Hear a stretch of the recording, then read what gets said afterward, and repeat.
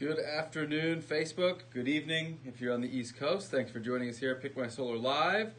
Got a very interesting topic today. Rex Keogh here, as well as Patrick Crowley. We are going to be talking today about solar myths. Deep dive number 49. Wow. It's been a lot. It is. I haven't been here for about a month. I'm pretty excited to be back. Yeah, we are thrilled to have you back on the broadcast and in the office. I appreciate Just that. a ray of sunshine Hey. in our lives that was missing. So welcome back. Thank you so much. Good to be here. All right, so there's a lot of myths out there with solar. We're going to talk about a few of them today. Let's get right into it. As always, ask us anything, write a comment, shoot us an email, give us a call. We will answer all of your questions. Okay, let's get right to it. Number one, solar is too expensive. What are your thoughts on that? Wrong. No. So really, the big myth of this is the larger sticker price. Gross cost of your solar system is $35,000 maybe. For a big one. Right? Yeah, that's a little larger than average. I mean, even $20,000 though. Most people don't have that just sitting around ready to spend on. I don't. On solar. Yeah, sure don't. And so what I like to think about is you're already paying for solar. If you think about it as you're already buying what it's producing, you're paying for electricity. Yep. And so when you look at the cost per kilowatt hour to what you pay your utility versus what you're going to get in terms of a cost per kilowatt hour from solar, that's really what you're buying. Yep. It's the $25,000 as an investment, but it's also offsetting a cost. So that's kind of what people, I think, have trouble with sometimes is that it's not just an investment and you're getting a return. That investment pays down a cost that you're already paying. Absolutely. And a good analogy is there. Right now, you're renting your power from your utility. So let's say, if you're able to pay your utility bill each month and it's $100, $150, with solar, you're simply going to replace that utility bill that you're renting with solar power that you are going to own for a lower price than that $150. So let's say, I get my solar system, I'm going to go with, a loan or a lease. My $150 is now going to go to $140 or $130 depending on, how ideal your house is for solar. So, it's not too expensive. If you're able to pay your electricity bills, which hopefully you are, you're able to pay your solar bills as well. Yeah, and oftentimes when you look at the cost per kilowatt hour of your solar system, especially in California, it's about, 2/3 or, a half, discount essentially off of what you're paying the utility. Right. In New York, it could be even, 3 or 4 true. times the amount with all the incentives. Yeah. So yeah, depending on where you are, how expensive your electricity is, this offset is going to be, a bit variable there. But solar, not too expensive. Definitely a huge myth there. Right. Number two, solar is free. Quite the opposite here. So I do hear a lot of people say, solar is free. We hear that from a lot of, kind of the salesmen that want to kind of pitch that. What are your thoughts on this? Wrong. So you do have to pay for it, like everything you want in life. It is just one of those things. If you want to do any sort of improvement on your house, Yep. it's going to cost you something. Yeah. Right. I don't know any contractor or any paint company, electrician, plumber that stayed in business with free. They just want to do upgrades. you solid. Yeah. Yeah, it doesn't work. Where this comes from is the zero down loan and zero down lease. Exactly. Yep. So free means no upfront cost, and that is very real. That is true. That's very real. And loans, like you alluded to with that monthly payment, and leasing as well, if you don't have a tax liability, can still be a beneficial thing for you to do and not pay anything upfront. Right. You will have to pay. Essentially, substitute what I gave that example, that $150 bill. You're going to substitute that for maybe $140, $130, whatever it may be. So it's not free. Sometimes it's better than free, actually. But it is a cost. It's just a lower cost of what you currently have. Sure. All right, that's number two. Number three, solar is too much maintenance. So this is definitely something we hear, and it's kind of a tactic that we see a lot of solar companies out there pitch when they're trying to pitch these leases and things like that. Tell us about maintenance on a solar system. Yeah, so basically maintenance is relatively non-existent on a solar system because there aren't any moving parts. When a solar, like you mentioned, on a lease, you don't own the solar system, so it is like renting. If you're renting an apartment and your toilet breaks, you don't have to fix it. Yep. Right? And so that's what solar companies would sell. Hey, if anything breaks up there, you don't have to fix it. Right. And what they really want is they want to claim the tax credit. So if you have a tax liability, you shouldn't be leasing your solar system. You want to own the system. You want to own the system.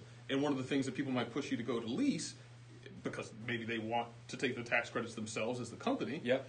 And they'll sell the maintenance. And the maintenance really is if you live in a dry climate where it hasn't rained in the last 2-3 months, Yep. spray the roof with the hose. Yep. That's really it. You just rinse them That's down once, maybe twice a year. But again, if you have a decent rain, it's going to do it for you. The only time you got to be a little bit more, attentive to this is if you have a flat roof and your panels are installed flat. They can build up a little bit of soil. The rain isn't going to, wash off the panels because there's no angle. So be a little bit more cautious with that, but even that. Even though, take a look at your site plan when you get it, in your permitting plan. Most of those designs will show a 2 to 3 degree pitch. Right. And that's just for rain runoff to help move that stuff along. Right. And if you're thinking what if something else breaks? That's where you're covered by your warranty. Exactly. So if something else breaks as far as the inverter, the panel, you're looking at your monitoring and one panel's not producing the way it should, you're covered by your workmanship, your product, and your performance warranty. Exactly. So you're not, you're still covered. Right. It's not like the installer would be off the hook if they put a hole in your roof during the installation. That's why they have a workmanship warranty. Right. And a lot of these warranties, you have usually a workmanship is going to be 10 years, sometimes even 25 years. Right. That's going to cover those roof penetrations, and then you're also going to have your manufacturer's warranties from the solar panels and the inverters. So you're covered. If you own the system, it's not like you're hung out to dry and you got to figure this all out on your own. Right. All right, that's myth number 3. Myth number 4 is solar leasing is the best. We've touched on this a little bit, but let's elaborate a little bit more. Yeah, so this one is, I think, got to say kudos to the solar market, because I think that this one is becoming less and less of a selling point. Absolutely. But at the beginning of, kind of mass adoption of solar, this was the primary product that the larger companies would push. Yep. 1, they get to claim the tax credit. 2, they get to offer you 0 down and lower payments than you're paying today. Right. Hidden things in those were escalators. Yep. And so now, people that went solar 10 years ago might be paying double what their electric bill would have been because of the escalator in that lease. Yeah, and another thing to touch on there, leasing, it used to be very popular when, solar technology was very new. So somebody wanting to own a system that you don't know that much technology about, it's a bit daunting. Right. Leasing seemed a little bit easier. Now people are starting to understand how this technology works. Very simple. And they're understanding how these incentives work when you own it. So leasing, definitely not always the best, particularly if you can take that tax credit. Yeah. Yeah, it really comes down to the tax credit. We would still recommend a lease or want you to look at a lease if you don't have a tax liability. If you're retired, you don't pay income taxes for whatever reason, hopefully you have a job, you're doing that. Tax season's coming up. And solar can help you there. But leasing without a tax liability is still a viable option. Sure. You're just going to want to make sure you're looking about whether or not it has an escalator in it. Sometimes people want the shorter day one or the smaller day one, and the escalator can still work. Just know what you're going to pay in 20 years. Exactly. Because you will be locking yourself into that. Yep. So just know what the escalator is going to do, the math on what a 2.9 escalator looks like in 20 years, because it's not absolutely 2.99% increase. So we got a question here from Karen. What's the smallest area you can cover with solar panels? Okay, so the smallest area. So you're going to want to look at what you're currently using for your electricity, Karen. Hopefully, you're going to have enough roof space, to have enough solar panels to give a meaningful offset, hopefully a 100% offset. But in terms of the smallest area, the dimensions of a solar panel itself, you're looking at about, 3 feet by 5 feet, so generally speaking, 15 square foot. You're not going to want to have installed, one solar panel. The smallest we typically see is about, I'd say maybe 8 solar panels. Right. So whatever 8, 10, 15 is, my math's a little rusty right now. 80, 120? It is. 120. Wow. So you're looking at about 120 square feet, I believe. There's not many people who can take a month off of work and come back with math like that. So you are killing it today. The sun did me well. Yeah. So my brain is still working. Yeah. So you did touch on that smallest area. I'm reading that as a roof space question. Might have a small roof. Can I still get solar? The answer is maybe. The answer is maybe. And you want to have enough roof space to actually put those panels there. And if you don't have it, we'll let you know. Right. But you alluded to it. The goal is to offset your power. And if space is a factor, we might look at a higher efficiency module to really maximize that small square footage, because solar panels, by and large, are going to be about the same square footage. Right.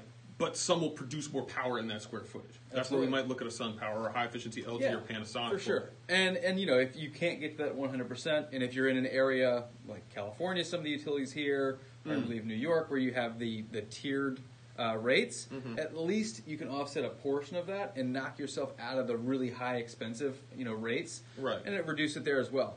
And then with area as well, I don't know if Karen you meant just on the roof, but let's say you don't have much space on your roof. You may have a big yard or a carport that we could put solar on, something like that. So there are other areas you can put solar panels, not just on the roof, which we've talked about that in other videos as well. Okay, so that's myth number 4. I think we got maybe a couple more here. Thank you for the question, Karen, though. Yeah. We ask all the time and don't receive many, so absolutely. glad to hop in and help out whenever you guys have them. Myth number 5, solar works when the grid is down. Sometimes. Yes. So it depends on your equipment. This is not a flat-out myth. Right. But think about it like this. Your solar panels are sending power back out to the grid. If the grid is down, you've seen it. Somebody's up on a little, one of those little, the trucks with the ladders. Like I don't know what they're called. I don't know either, but I know exactly what you're talking about. Yeah, the electric version of a fire truck. Yes. The utilities version of a fire truck goes up on the grid. That guy is working on a transformer with a lot of volts in it. Yep. And if you're so the grid's shut down on the utility side. Right. If you're sending stuff back out onto the grid. Not good for him. Yeah, he's going to get zapped. Yeah. He's getting zapped. So they're going to shut it down. They're not going to let you do it. And so we do have a lot of customers who say, well, why would I produce my own power if I can't use it when the place where I'm already getting power is down? Right.